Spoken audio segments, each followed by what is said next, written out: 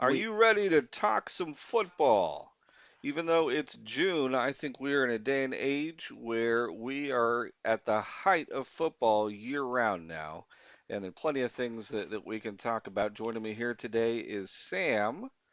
And Hello. hello, Sam. And we have another episode here of the week's Goal Line Podcast Reports. Excited, a lot of things that we've looked at here this week. So actually, not too difficult to fill the podcast. So we talked last week about Brandon Sorsby. There's more developing in that story. Yes, there very much is. So we'll talk about that. We'll talk about the Continental Football League, which is anything but boring. Yeah, and we can play some little games in between in the future. And there's so much going on in football, but obviously there are major leagues like the UFL which have supplied us throughout this podcast. It's over, and there's not going to be much development now. The NFL is very dry right now, with very little news. So we have shifted a bit here, and we are going to be introducing you guys to the CFL or Canadian Football League and AFLE, American Football League of Europe. That's the So greatest name of a league.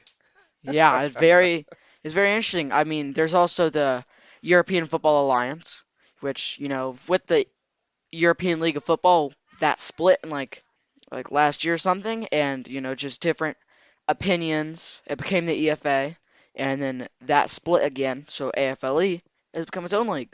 Yeah, and I'd much rather talk about that than just, what you hear. Just this player re-signed in the NFL Yeah, for 3 years, 50 million, like that. That kind of is a tiring conversation that gets old real and quickly. So I'm, obviously you don't want to click on a podcast and we just are like, well, Hakeem Butler just signed with the Broncos. Like you wanna be here, you wanna feel the excitement, and we are here to supply that for you, and it's gonna be fun. yeah, absolutely, and I think the funnest thing to start out with is what's going on with Brendan Sorsby. A little bit of So drama going on here. yeah, so I have kind of stated my side of it that I'm not really a big fan of him, playing really in either the NFL or NCAA. Uh, UFL even. yeah, so just with what he was doing, uh, but he was going for the supplemental draft. We thought, hey, we're gonna see someone get a chance to pick him. I mean, it looked like even I could see basically any team taking them except the Rams, or maybe they got Simpson. Um, So he very much it looked like he had a chance to be in the NFL. Teams like the Jets and the Falcons obviously looking for a backup, cuz it's just you have a lot that he can accomplish for your team, and even if he's a placeholder quarterback, he can still get the job done. But the NFL just put this out that Sorsby will not be included in this year's NFL supplemental Yeah, draft. not so fast, they It said. is the NFL. They don't seem to be very forgiving with gambling situations. And, we've seen that with a lot of players. So he will not be eligible to be in the NFL until the 2027 draft, which means it's going to be an odd situation for him not being able to play football for so long. It's going to be a long winter. Yeah, he's going to have to stay self-motivated to be ready for anything coming up. And when the time comes, if he is ready, I believe he could be taken. Whether he will be good, whether he will be a bad or like a bust, that is for the future to see. But it is very much interesting to see this developing these past few days and weeks and stuff. With all this, it's a very interesting situation because he bet a lot. Yeah, Because, like, usually when some player's caught in a gambling scandal, it wasn't that much. But this is, like, massive. This is massive. And it got to the point where the NFL decided he would not be in the supplemental draft. Which, if he was, he'd probably be the one of the best supplemental draft picks ever. possibly, possibly.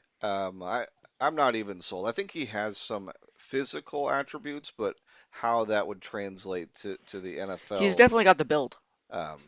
would still remain to be seen. But yeah, so gambling can be an addiction for a lot of people, and not just, something they do casually, but to the detriment of their own lives. They could get so caught up in it, so over their head that it ruins their life. Yeah, And so imagining an NFL quarterback, getting into a situation like that, that could do damage to the team, to the league. It's something that you really have to have under control, and I don't know if he ever will. yeah, When it's an addiction, that's something you're always fighting, and that's always a risk. So yeah, I think we'll see how this story continues to develop because I also heard that they're gonna try to appeal that decision. I don't know yeah. what grounds they have to stand on for that, but we'll see what the next Hmm. chapter is here soon. But I think that's pretty much all there is to say about Sorsby right now. Yeah, just gonna shift.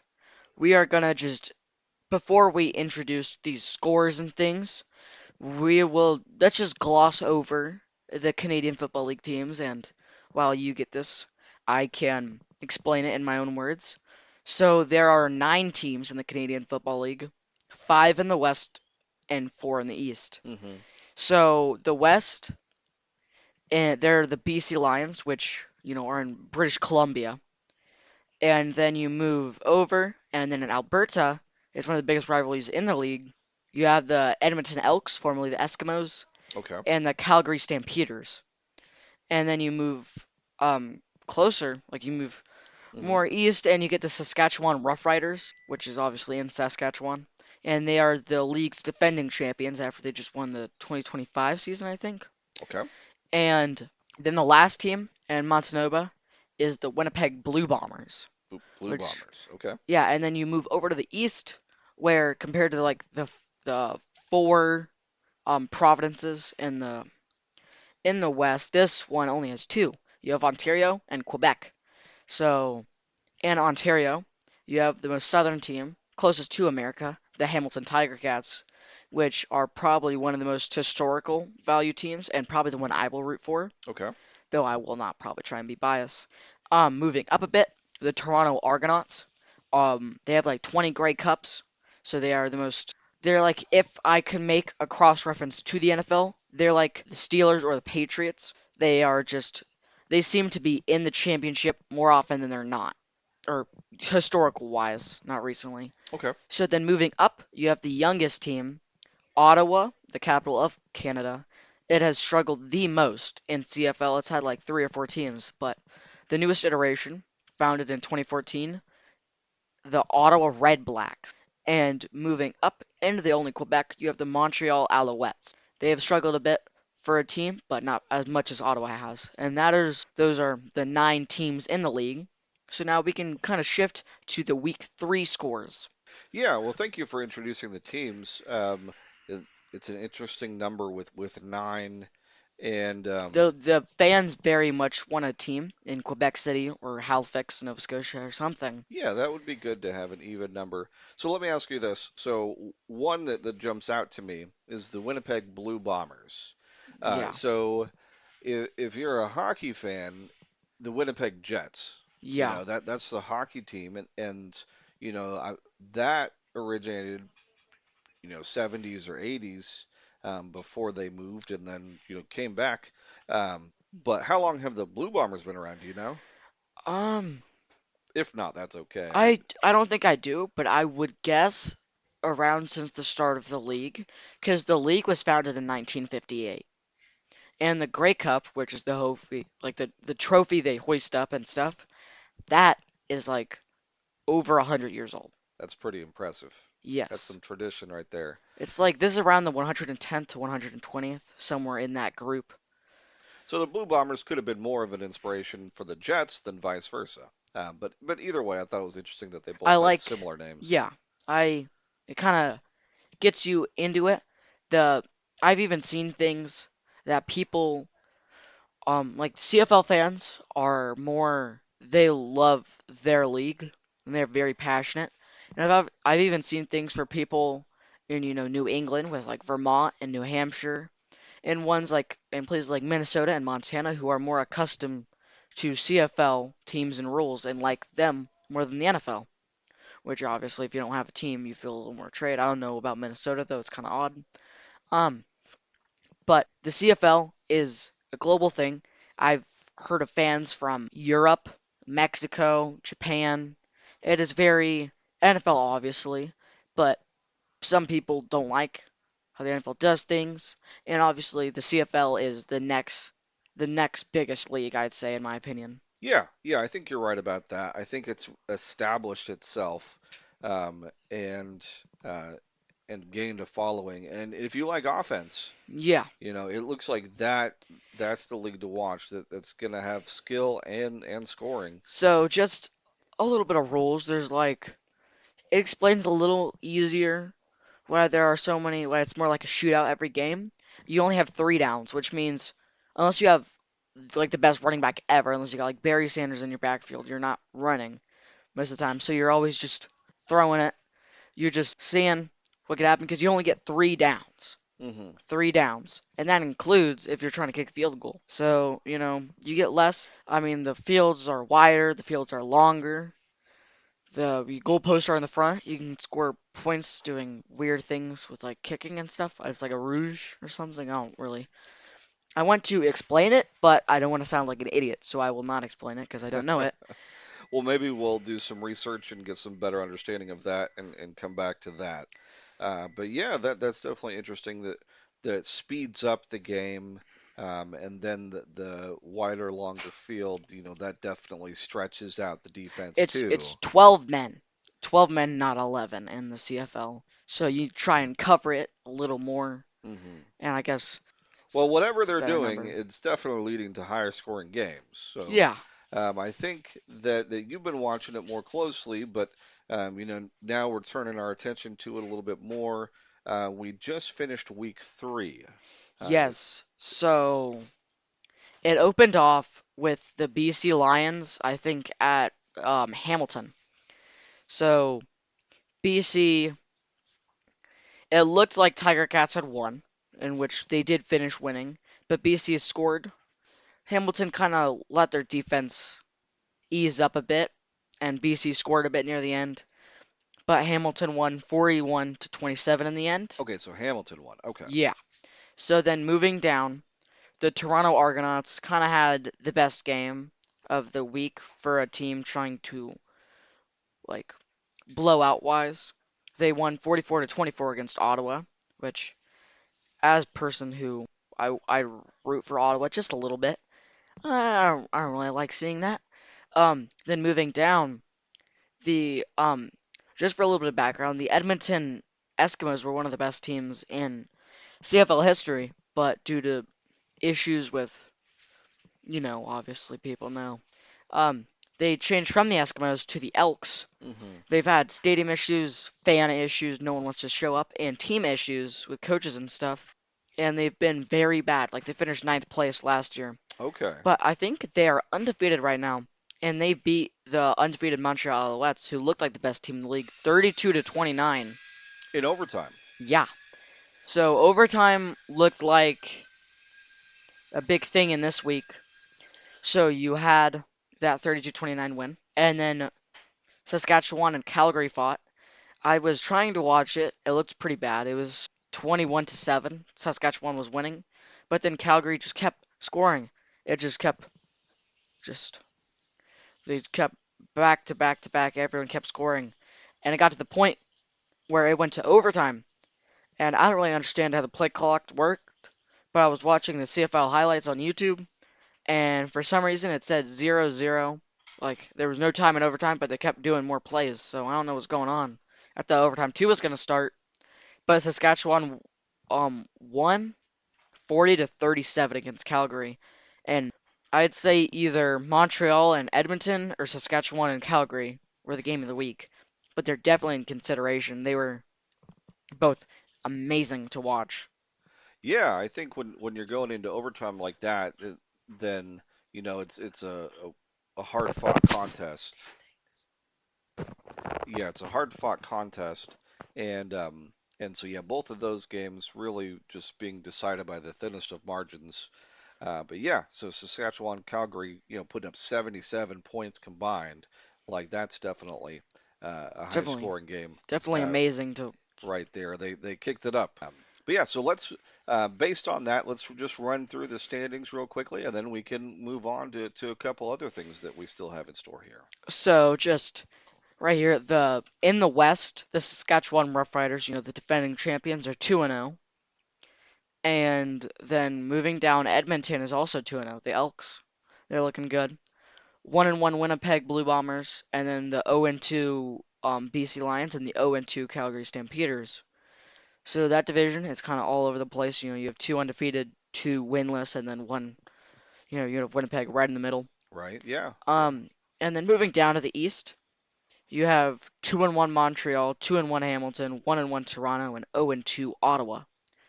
So there are only undefeated teams in the West, but hmm that's because the West, the talent's a little more spread out. There's five teams.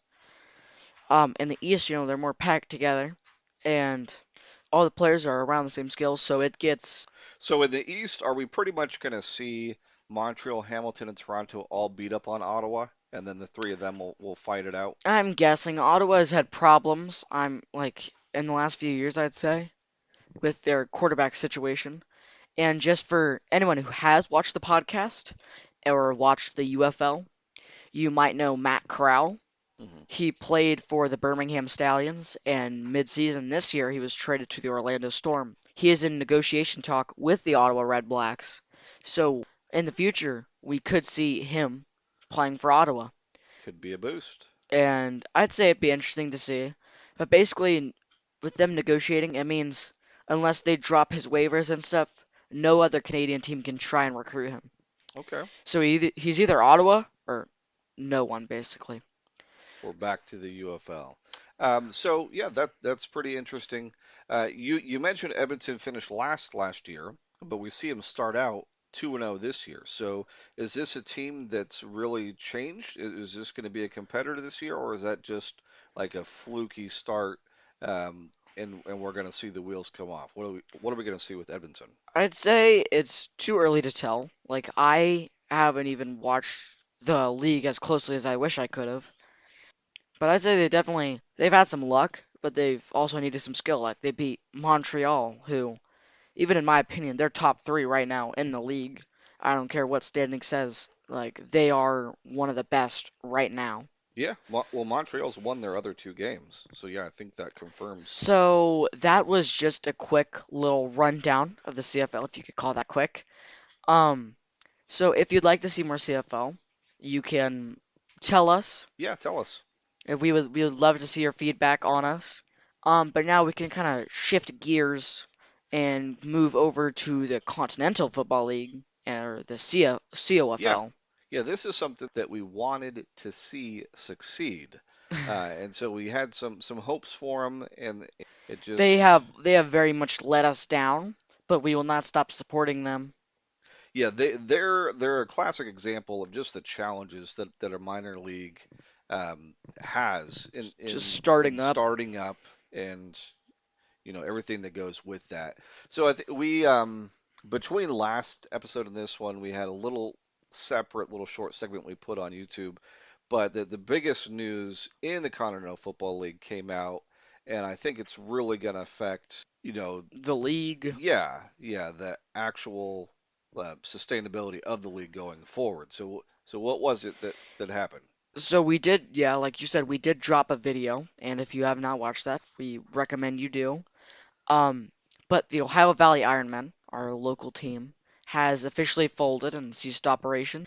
Apparently, a sponsor could not fulfill like funding requirements, and they left, and the league just, Or the team? Yeah. yeah, So the team just folded. CFL had to bring out the news, so we are down to four teams. One in the north, the Cincinnati Dukes, and three in the south. So Cincinnati will have no more games, and they will automatically make the championship.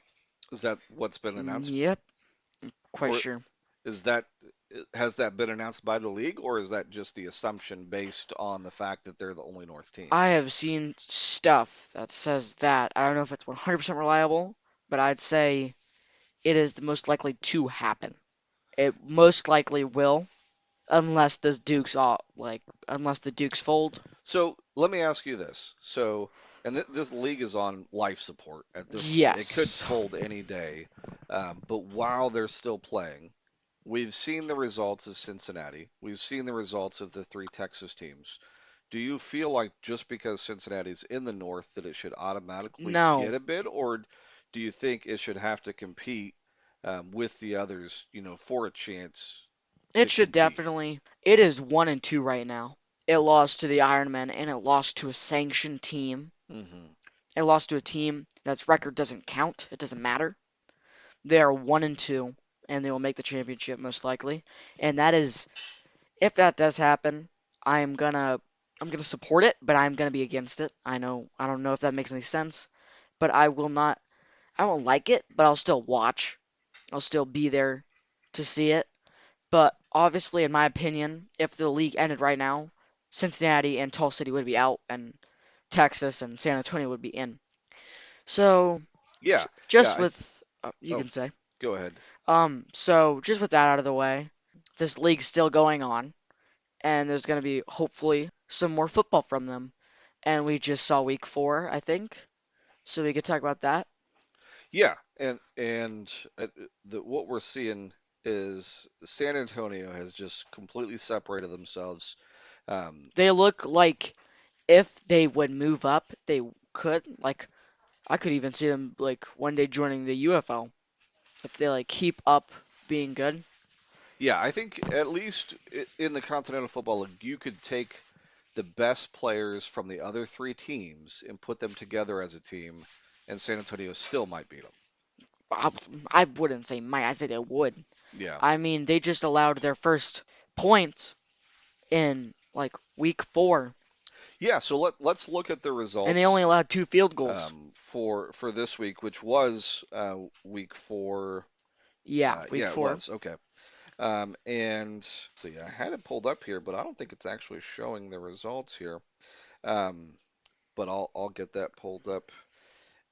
Yeah, so one of the main things we were thinking about, or a compelling question about the league, was just whether they could continue their shutout Um, or not. When I so there was 2 games, right? There was you know Syndicate and Toros and Herd and Blackout. I think I can just cover this. Obviously, guys, yeah, when you go do to their not website, do well, not use the COFL website. It is not reliable at all and is severely outdated. They barely update it. So if you're looking for news, don't go there. It's sad, but don't go there. So I'll just have to cover this and I'll say it myself. come here to But us. Sam will tell you. yeah. So the Texas Syndicate and the San Antonio Toros fought, and I'm pretty sure it ended 6-59. The Toros they let up their first points, but they is still a very admirable feat, winning by that margin, and they still have not allowed a touchdown, which is still very big. I mean, 0 points is big, but 0 touchdowns is still pretty big. Yeah, so I think we jinxed them Yeah, with making that a story. How long is the shutout streak going to continue? But even in spite of that, like you said, still a dominant performance. Still have not allowed a touchdown. it So will not get to their end. That uh, defense is that offense looks absolutely amazing, better than anyone else's in the league, and that defense looks miles ahead of anyone in the league.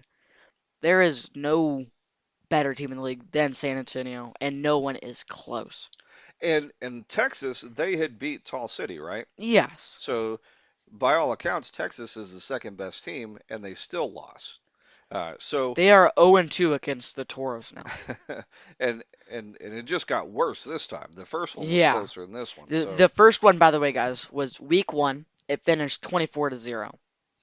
So that one, even if you didn't score, I mean, you only lost by 24. This one, well, I don't even think they want to hear it.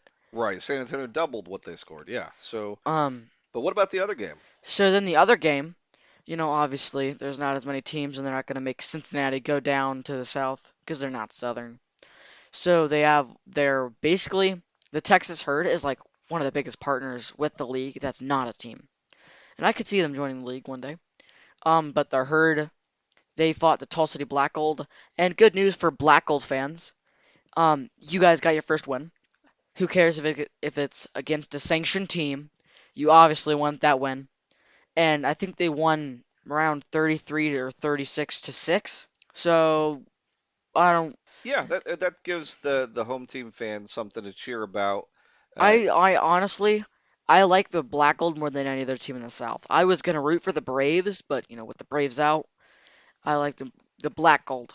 yeah, And yeah, so that was the CFL Week 4 kind of rundown there. So if you want to hear the standings, maybe we could go over that later. But obviously, the best team is the Toros that are like 4 and 0. There's the 2 and 2 Syndicate, 1 and 2 Dukes, yeah. Let's and like see the if their website has the updated standings because 1 and 2 are 1 and 3 this Black Gold. they didn't have the scores. So let's see. Cincinnati they have listed as 1-1, but I think Nope, they're 1-2. 1 and 2. They lost to Ohio Valley and Indy Bison. Yeah, they didn't update after the Ohio Valley game. Um, so San Antonio at this point are they 3-0? 4 and 0. They have played 4-0. every week, I think. Texas Syndicate 2 and 2. 2-2. Little success. Yeah, so they beat everyone not called the San Antonio Yeah. Toros. The Tall City got their first win, and Texas Herd just showing up to have basically as a punching bag for their. I mean, they're Uh, probably having fun out there. it's a chance to play the game you love. Yeah. So I just wanna say this. So as someone who's shown up for the live streams on like United Football Media on YouTube, I just wanna kind of no one will probably see this, but I just kind of want to give a shout out to the commentators and announcers for these games because they're covering these games like this is the best league in the world. And obviously, if this is your job, you want to do it right. But hmm they are definitely putting everything on this. They're like pouring their hearts out into announcing this stuff. And I'll say that these minor leagues like AF1 and CFL and even like CFL and UFL, these commentators are going all out for their performances. yeah, So it yeah, it's a it's great opportunity to get some experience, build some confidence, and you know, build a resume. So who knows what it could launch them into? Not just the players, but other people that work with the teams. Absolutely. so we are gonna play that game, right?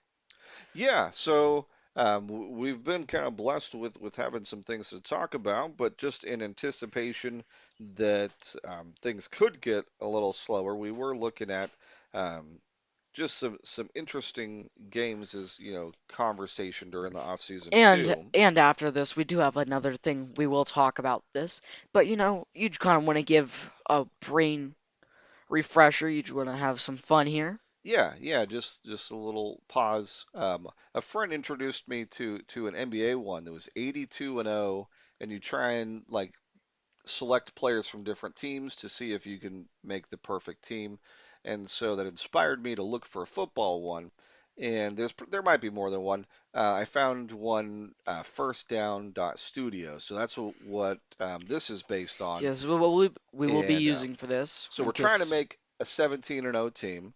Yeah, We're gonna pick a quarterback, running back, wide receiver, and tight end, and and then then defense and head coach. defense and head coach. The only thing I wish is that there'd be two wide receivers. Yeah, Um, but that's what it is. So I basically, usually see two wide receivers and an O line, yeah.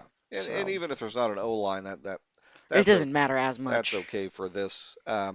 But basically, it'll randomly select a team, and then you pick one of those positions, and you just kind of fill it based on the options that you have. So, did you want to go first, or did you want me to go first? Ooh, I want to go You first. want to go first? Okay, all right. So, your first pick there, it went with the Raiders. So you gotta pick one of the Raiders' position players, or their defense, or head coach. I What? mean, Clinton Kubiak, right? I don't care Yeah. if he's not a if this is his first year as a head coach, he'll probably be pretty good. And Yeah. I like the dude. I like what he did with So are you Seattle. taking are you Yeah, taking him then? Okay, all right. I have to be honest, I would probably have taken Bowers. that's okay. All right, Bigger fish to fry. so next team here, Atlanta. You got the Falcons. So I there's. Did you see the Kyle Pitts deal that they just made? Yeah, It's a big deal. yeah. We're not covering that today. That's news for another day. I mean, we're not Atlanta fans. Um, unless what's his name? Kevin Stefanski wants us over down there. When I referred to not talking about contract extensions, that was the first one that came to mind, honestly. ah, um, so I think, yeah, there's Kyle Pitts, Drake London, but the obvious answer is one of the best running backs in football. And you're already here to type it, Bijan Robinson. Yes, yeah, I think that that's the only And no, I do not want logical Brian selection. Robinson Jr. So, we have the Cardinals here. And you said I should have picked Bowers. I waited, and it's here. And obviously, I'm not going to pick Michael Wilson or Marvin Harrison. So here's Trey McBride, who, in my opinion, is the best tight end in football right now. It's him, Kittle, and Bowers, obviously. Yeah, you got lucky. Yeah, you definitely did as far as tight ends Okay, go. Bills. To be honest with you, I do not like the Bills very much, and I especially hate Josh Allen, but I'm taking Josh Allen. I mean, I want to build a 17-0 team. I'm not gonna take like Khalil Shakir. Yeah, yeah, Trying to build the worst team. that's the logical decision there. So if this had Stephon Diggs, this would be better. So who did they just sign? I'm forgetting. So you got the Oh, they pa got AJ Brown. so you got the I'm Patriots. taking AJ Brown. So Brown, Dobbs, or defense. I'm taking AJ Brown. I don't know defenses very well, so that's my last pick, and that will probably cost me. Oh, I'm gonna Saints I'm gonna be defense. Cincinnati. I'm just gonna be Cincinnati in real life. All right. So let's see. You got your team put together here. Let's see. 14 and 3. Okay, that's good. So, yeah, that's definitely good. So just to recap, Josh Allen, Bijan Robinson, AJ Brown, Trey McBride, Saints, and Clint Kubiak. That is definitely solid. I th I had to work with some of the worst teams in the league. Yeah, you would definitely be putting up some crazy points. I think the Saints defense might be the only thing that That's that brought it down a little it's bit. Kubiak, Klubiak. They don't know. I don't know how to say it. I'm sorry But if he's got potential. I'm sorry if I'm saying that wrong for anyone who knows how to say it. I'm not Oh, trying to like offend anybody. okay. All So right. now you get Miami. So you have Malik Willis, you have Quinn Ewers and QB. Running back, they have basically no one. Do not pick Malik Washington or Tutu Atwell. Just take Devon Achane. Yeah, I think that He's their only good guy. I think that the Dolphins is definitely a tough team to try and pick a skilled New player from. York. So Um, you have the so I Jackson Dart. I think A-Train was the only good one to pick there. So second team for me to pick from the Giants. Um, There's Harbaugh, there's Dart, and there is Neighbors. So I get yeah, I think Harbaugh is a good consideration, but I better than think my coach. um, You want a good assuming wide that he's receiver. 100% healthy, I'm going with Neighbors. Oh, glad you didn't have to pick Chargers wide receiver. They've got one of the worst scores. I'm saying that as someone who supports the Chargers. They have a horrible wide receiver room. Okay, so I don't think I'm having as much luck with you as you did Just here. take take Chargers, Herbert um, or their other yeah, Harbaugh, yeah. So, well, I mean, that's not a bad decision there. I think I might do that actually. Jim. So I'm gonna go with That's the all you. coach, Yeah. even though he was, at Michigan. Oh, there's Um, Dalton Schultz, and there's that defense. That defense, you got to take the defense. okay, yeah. So Yeah. Texans, I'm definitely not picking quarterback. Tight end is mediocre, I mean, average. their backup played pretty well for the Texans. So I'm going defense. Defense from the Texans here. Definitely better than mine. All right. Oh my So gosh. so Just take Rams. Matt Stafford. So yeah, Rams. I got quarterback or tight end. I So we're mean, gonna go with Stafford. you could take their tight ends. I mean, they have some amazing tight ends like Tyler Higbee. That's a So great idea, Dad. you just have to hope that it's an above average tight end for this last I don't team, and even know their tight end. I don't think so. I ended up with the Bellinger. Titans. So I don't that's even know who's the start. there you go. Well, you helped me out there. Okay, you picked it for me. I know Um, Bellinger. so Bellinger is who we picked It's from. definitely it is I don't know. I Yeah, don't know what she did. It's yeah, probably the coach on the tight end. you know. All right, so 12 and 5 is what they say, which I think is kind of generous. Yeah. Um, Stafford probably gets injured a couple games in, as does Neighbors. Maybe our defense keep us in some games, but yeah, I think that you definitely got the better team between the two there. Um, Maybe there was luck. Maybe you're just the better, I'm smarter. roster manager there. Yeah. But I don't But know. You yeah, should have gone the other Harbaugh. maybe that's where I lost it. Okay, so that was a fun little game. We still had one segment that we wanted to try and get in here with the last few minutes, and then we'll wrap it up and Yeah. we'll call it a day. We got some Philly cheesesteaks waiting for dinner here. So, All yeah. So, what else was on the docket for us? right. So I'm just gonna take over here for this little bit to explain. So, like I said earlier, we are planning to shift kind of what we talk about. We're gonna keep up with what we talk about, like the NFL, UFL, CUFL, and like football news. But it's summer. Football is way more dry. So our like kind of master plan here, we will be more inclusive to our leagues. So we're adding the CFL, and we're for this little segment, we're adding the AFLE, American Football League of Europe. We planned to do the EFA, but it seemed not as interesting recently as the AFLE. So let's just talk about the AFLE a bit. I Let mean, me ask you this. So, there's two European teams. So, leagues. I'm sorry, two Yeah, European leagues. I follow soccer in general a little bit. Um, and sometimes you will have teams from different leagues play, like the UEFA League or different ones like that, where different premier teams from different leagues play each other. Do these teams play each other from the not different even European close. leagues? Not even close. I mean, these two leagues hate each other. Basically, what ended the ELF in like 5 years was basically the league owned and made the decisions for the teams, not the teams. So the teams didn't have say in like what would happen.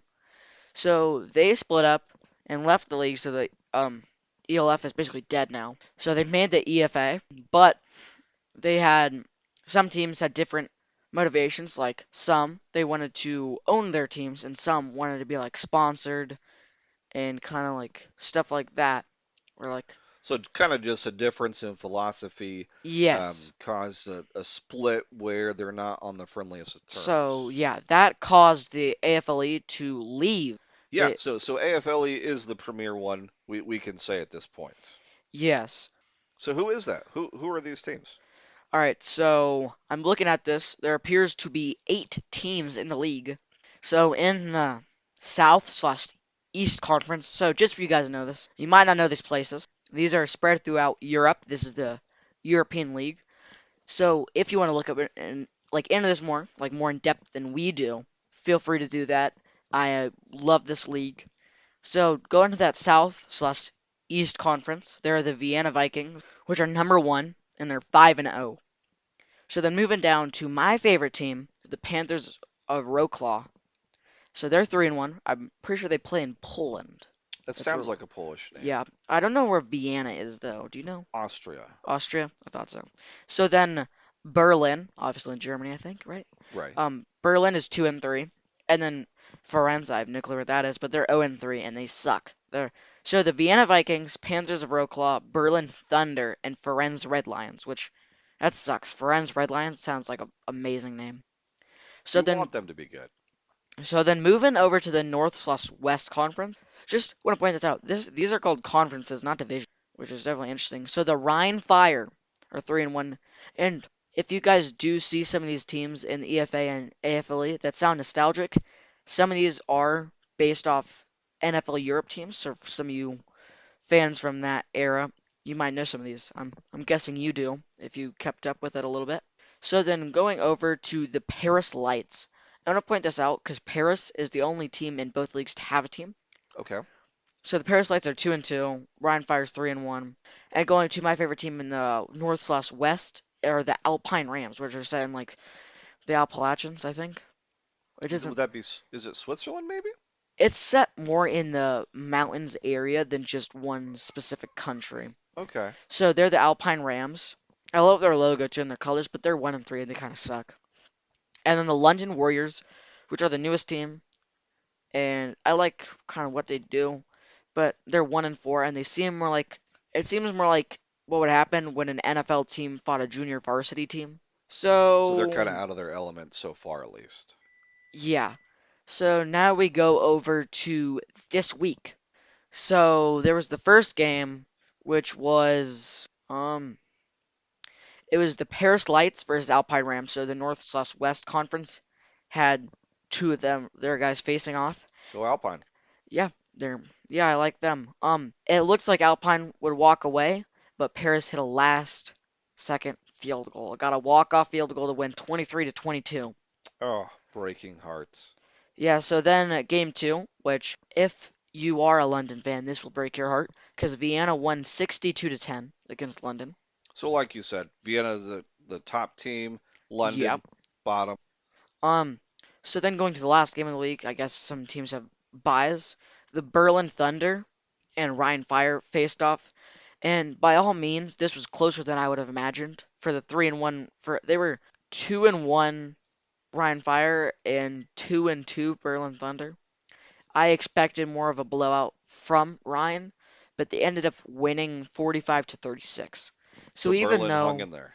even though it was more of it was like a two-score game, it was still they still kept it close. So that would finish I think week 5 or 6 of the league. I know it started after the EFA. So that will be just about it for tonight, guys. But obviously if you want to see more of this like AFLE, EFA, CFL, tell us and we will gladly cover it because this is definitely an exciting topic for me and I hope um it'll like excite you. I know you're newer to these leagues and they're very new to you. Yeah. Yeah. Um so yeah, but you seemed to some interested and it seems you're already forming some opinions. So Yeah. that So it's been a great episode, guys. so yeah, we're open. Just let us know what interests you, and we'll keep you up to date on it, along with the more traditional teams and leagues as well. But I think we'll call it an evening here, and look forward to what's going on the next week, and keep you updated from there.